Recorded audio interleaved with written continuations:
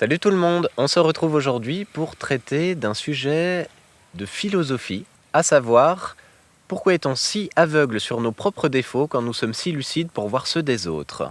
Bonjour à tous. Il y aurait plusieurs choses qu'on peut proposer comme explication à ce phénomène. La première et la plus importante, je pense, de ces explications, c'est que nous ne sommes conscients à l'intérieur de nous-mêmes que de ce qui est illuminé par la lumière spirituelle. De même que le monde extérieur vous est révélé par la lumière solaire et nos yeux peuvent voir donc le monde éclairé par le soleil, sinon nous ne verrions rien. De la même façon, nous avons un œil intérieur, c'est la conscience, et cette conscience ne peut percevoir ce qui est à l'intérieur de soi qu'au prorata de la lumière spirituelle qui nous inonde. Donc vous aurez facilement compris que si vous vivez mal, avec de la haine, avec de l'égoïsme, etc., la lumière spirituelle en vous n'étant pas allumée, vous ne verrez rien. Par contre, quand vous avez fait un travail sur vous-même, à l'intérieur de vous, il y a tout un univers que vous percevez, tout aussi réel et même beaucoup plus réel que le monde que vous percevez par les sens, puisque le monde perçu par les sens n'est que la création de votre cerveau. Par contre, la conscience, elle, accède directement au réel.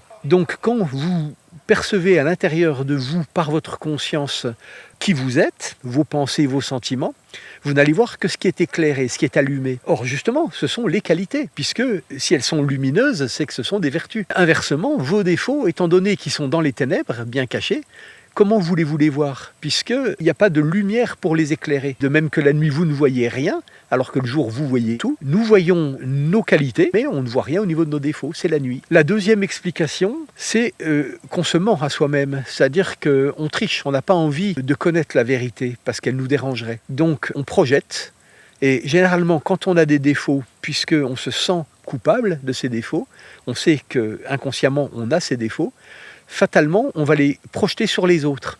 C'est un moyen de déporter une agression éventuelle. Plutôt que d'être l'objet des railleries, des moqueries des autres, on préférera lancer la moquerie, nous-mêmes, sur quelqu'un.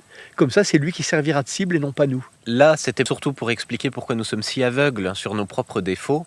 Maintenant, si nous sommes si lucides sur ceux des autres, c'est peut-être principalement parce qu'ils nous impactent.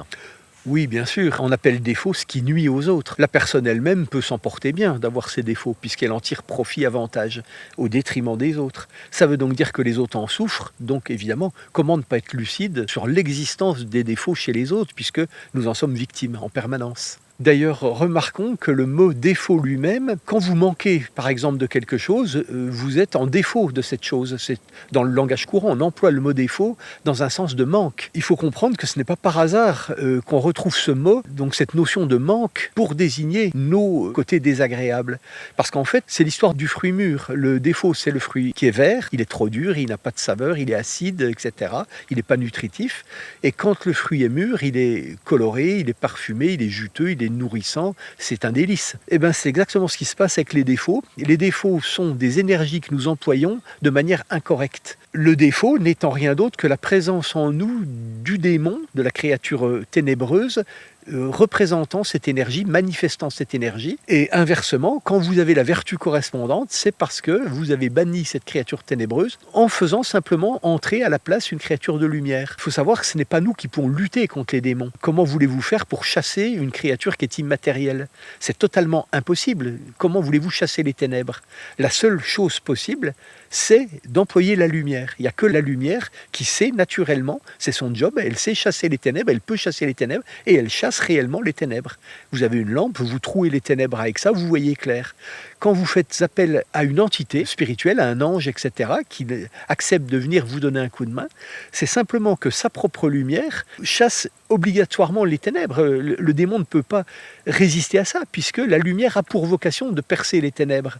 C'est pour ça que souvent on vous représente le combat, par exemple, de Saint-Michel contre le dragon, vous avez toujours ça dans les imageries moyenâgeuses, etc. On le voit généralement en armure avec une lance sur un cheval, et le dragon qui est à ses pieds, qui est terrassé. Parce que vous remarquerez qu'il ne s'agit pas de tuer le dragon. En aucun cas, on ne tue le dragon, on le terrasse. C'est-à-dire on le domine, on le maîtrise. Il faut laisser vivre les créatures parce qu'elles doivent évoluer, elles doivent continuer leur travail, leur évolution personnelle, pour devenir à leur tour un jour des créatures de lumière. Mais par contre, il ne s'agit pas de les laisser nous nuire. Donc il faut les maîtriser, il faut avoir ce pouvoir de...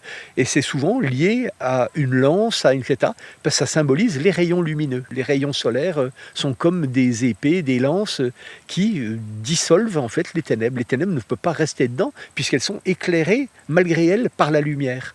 Donc elles se dissolvent, elles disparaissent, elles vont ailleurs. Et vous retrouvez ça par exemple quand le Christ chasse de l'intérieur d'un possédé des démons. Le Christ leur permet d'aller dans les animaux pour vous montrer qu'il ne les détruit pas. Et simplement, il leur permet d'aller ailleurs. Merci pour tous ces éclaircissements et à très bientôt pour une nouvelle vidéo. Au revoir.